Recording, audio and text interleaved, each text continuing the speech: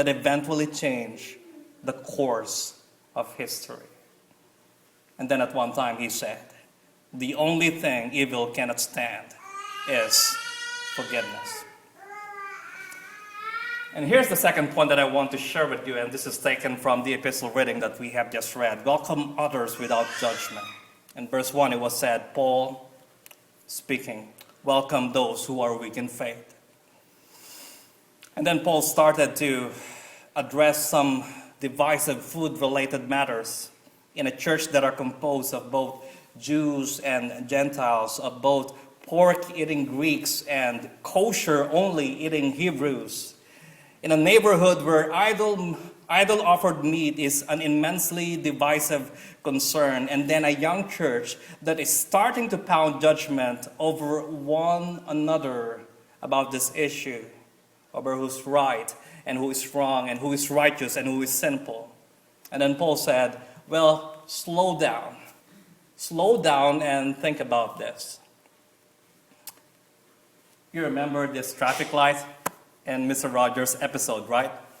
Well, they said that it's always in the yellow. Well, it's not showing the yellow right now. I'm not sure why, but it's probably the projector.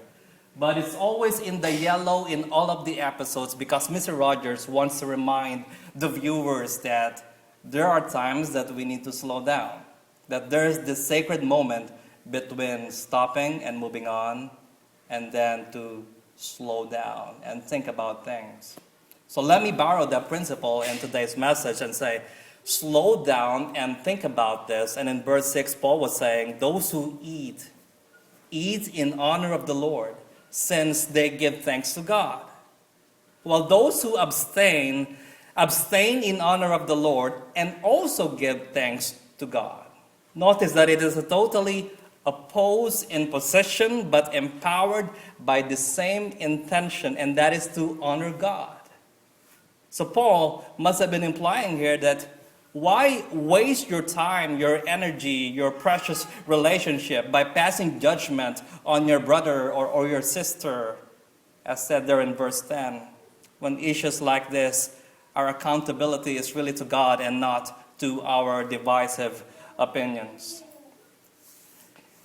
At a time when our society seems to be more polarized than united, with sometimes divisive political rhetoric and unhealthy critical remarks filling our airwaves and public squares, and sometimes the church is not exempted from this influence of this judgmental spirit.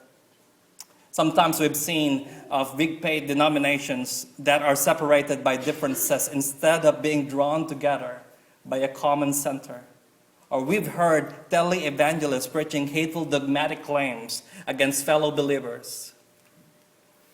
But when we try to expand the definition of neighbor to people beyond our political affiliations, for example, or to people below our economic level, our communities outside our tribal circle, then we reclaim God's intent for the church as a model of acceptance, as a witness that we can have disagreements while maintaining still this mutual respect, or as a welcoming presence in our community where we can say we are open hearts, we are open minds, we are open doors.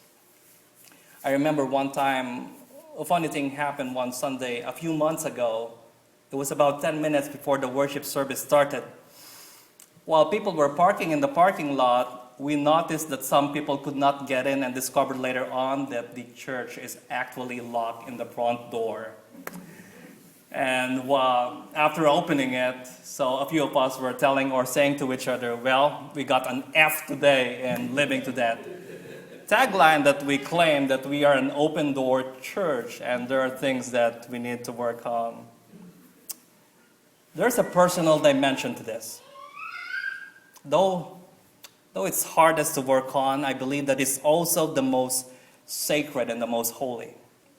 Because when we refrain from judging others, we also overcome our own insecurity or our own uncertainty about ourselves When we choose to be welcoming, sometimes we have to be open to the unfamiliar or that sense of otherness that violates our own personal values or our own personal perspectives. And sometimes that is not easy to handle. But then the Spirit of God helps us. The Spirit of God guides us to focus and appreciate the best in another person's or another community's character. Mr. Rogers said that it is one of the holiest things that you can experience in life. And here's his quote. I believe that appreciation is a holy thing, that when we look for what's best in a person we happen to be with at the moment, we're doing what God does all the time. So in loving and appreciating our neighbor, we're participating in something holy or something sacred. Let me end with this. Scarlett Lewis lost her 6-year-old son named Jess. At the morning of December 12, 2014, in Sandy Hook Elementary in Newtown, Connecticut. It was known as one of the most tragic shootings that have happened, taking about 26 lives, including 20 children. After months of pain and anger, she chose the path of forgiveness. She founded the Jessie Lewis Choose Love Foundation. She said that it's a program that teaches children that they can choose love over anger, gratitude over entitlement, that they can choose forgiveness and compassion. In another interview, she said, sometimes the key is to know that you can choose to forgive and enable yourself to step outside of your own pain so you can reach out to others. We cannot avoid of getting hurt sometimes, and thoughts of judgment about others sometimes do cross our mind once in a while. But the key is to know that there is this indwelling spirit within all of us that guides us or strengthens us to the path of forgiveness or makes us choose acceptance and not judgment. So let me end with this quote from Mr. Rogers. Let me read the first part first, then you can join me in saying the second part.